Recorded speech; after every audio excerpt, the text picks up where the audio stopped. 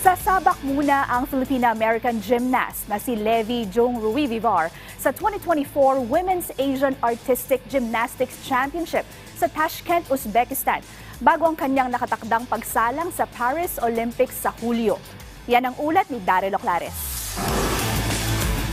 Handa nang magpakitang gilas ang ating Women's Artistic Gymnastics team sa nakatakdang pagbubuka sa Biyernes ng 2024 Women's Asian Artistic Gymnastics Championship sa Tashkent, Uzbekistan. Isa sa magsisilbing pambato ng Pilipinas ay ang Paris Olympics-bound Filipina-American gymnast na si Levi Jong Ruivivar. Magugunita na si Ruivivar ang ikatlong gymnast ng bansa na nagkwalipika sa Olimpiada matapos niyang maibulsa ang silver medal sa uneven bars ng FIG Artistic Gymnastics World Cup Series na ginanap noong Abril sa Doha, Qatar. Sa eksklusibong panayam ng PDV Sports kay Ruivivar, sinabi niyang mas naging puspusan ang kanyang mga paghahanda dahil sasabak siya sa lahat ng aparatus sa all-around event.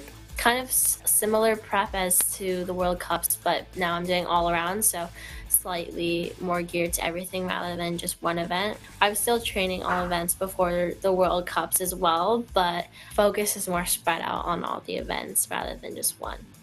Dagdag pa ni Ruivivar, nasasabik na rin siyang makasama ang kanyang mga kapwa Filipina gymnast sa pambansang kupunan. I'm looking forward to meeting my other teammates that are coming from the Philippines.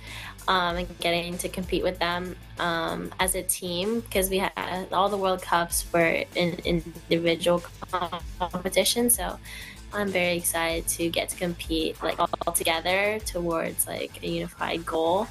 So I'm very excited about that. Bukod kay Ruivivar, lalahok din sa Asian Championship sina Emma Malabuyo, Caitlin De Guzman at Charlie Manzano. Daryl Oclares para sa Pambansang TV sa Bagong Pilipinas.